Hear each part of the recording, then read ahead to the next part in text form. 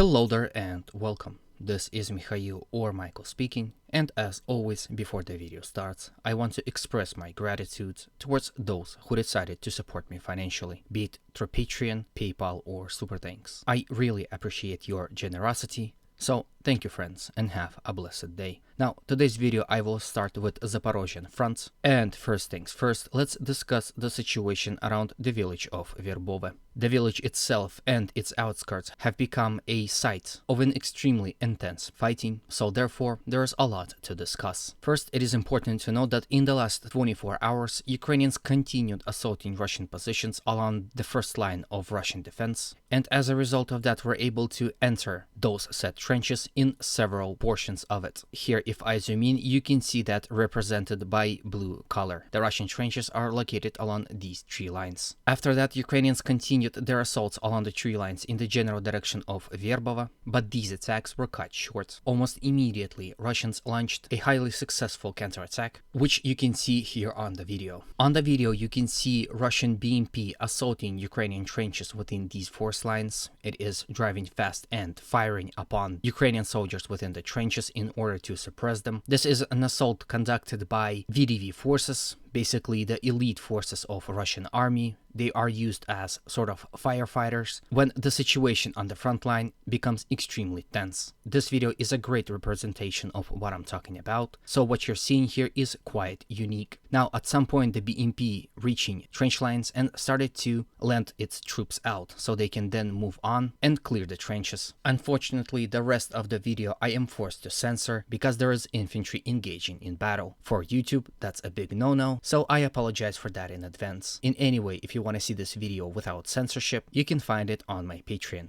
Link to it will be in the video description below. In any way, I will continue my commentary. After landing troops, Russian soldiers are taking positions within the trench lines and started to open fire on Ukrainians. After firing several covering rounds, BMP retreats and Russian VDV forces start the clearing operation of the trench lines. As reports suggest, this attack was highly successful. The Russians were able to clear big portion of recently lost positions, but the fighting here is still ongoing. Generally speaking, this is the situation of this portion of the front. Both Russians and Ukrainians are battling out for the control of these trenches. As you saw on the video, Russians are constantly counter-attacking in an attempt to recapture recently lost positions, and occasionally are successful at it. There is still no presence of Ukrainian armor to the other side of Dragon Teeth and anti-tank ditch, which is a proof that Ukrainians still did not found possibility to transport their armor across these fortifications. Because of that, Ukrainian forces are at a big disadvantage, and Russians are using that to a full extent. When it comes to the Ukrainian attacks directly in the direction of Verbove,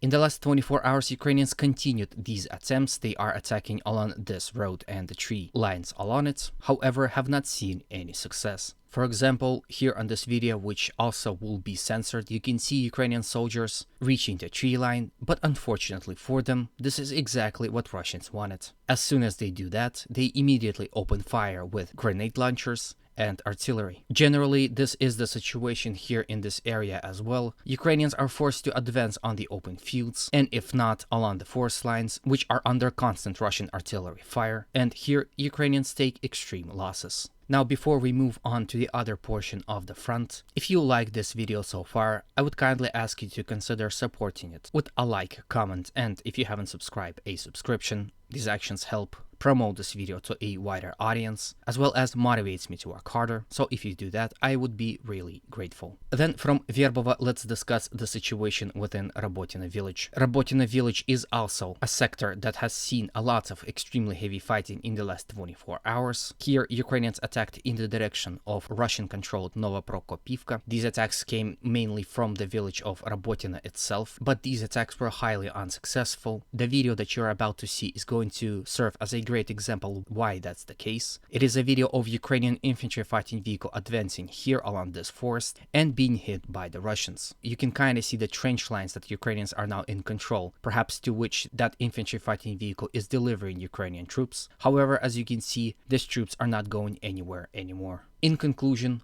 all Ukrainian attacks from Robotina in the direction of Novoprokopivka were successfully repelled by the Russians. Ukrainians also started their assaults in the direction of village of Kampani, as well as in attempt to capture Russian positions to the west of Robotina. But due to the fact that Russians are extremely fortified in this particular area and are constantly counterattacking Ukrainians here as well, Ukrainian losses when it comes to this particular portion of the front are piling up high. And as far as I know, and at the time of recording, despite heavy losses in this area, Ukrainians were unable to gain any territories in the last 24 hours. Now, with Robotina out of the way, let's quickly discuss the general situation on the front. So, all attacks in the direction of Verbova were unsuccessful. Attacks in the direction of first Russian line of defense were successful, but due to a successful Russian counterattack that shortly followed, half of the Ukrainian success was negated. Ukrainian attacks from Robotina in the direction of Novoprokopivka were unsuccessful. Same could be said about Ukrainian attacks in the direction of Kampani.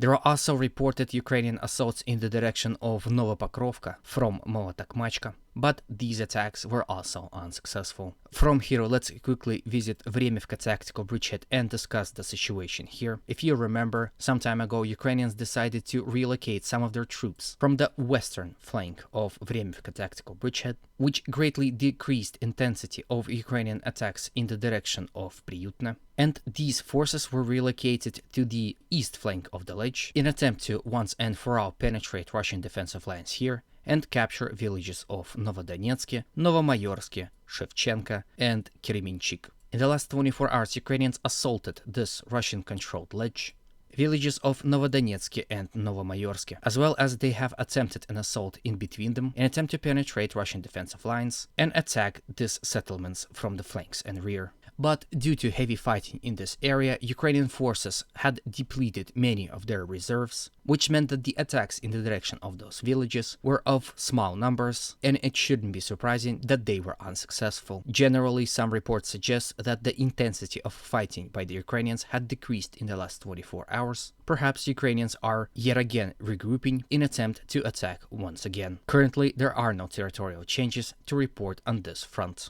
From here, let's move straight to Bakhmut and discuss the situation here. The situation here is being a subject of change, so it is important to note it as well. First, let's jump to the village of Klishevka. First, it is important to note that almost all sources had agreed to the fact that Ukrainians were able to fully capture this village. There were video confirmation of Ukrainian soldiers holding a flag somewhere in the center of the village, which I guess is good enough. However, now that the Russians had fully left the village of Klishevka, Russian artillery and flamethrower systems can safely bomb the village itself without fear of hitting their own troops. Here you can see that on the video. At this point, the village of Klishevka is turned into rubble. Here on this video, which unfortunately I am censoring, we can see Ukrainian forces attempting to entrench on the very outskirts of Klishevka, the ones that were recently left by the Russians, however, are coming under intense artillery fire. At this point in time, Ukrainians that are stationed in Klishevka village are like sitting ducks for the Russian artillery. In fact, Russians are not willing to give up on the village just yet.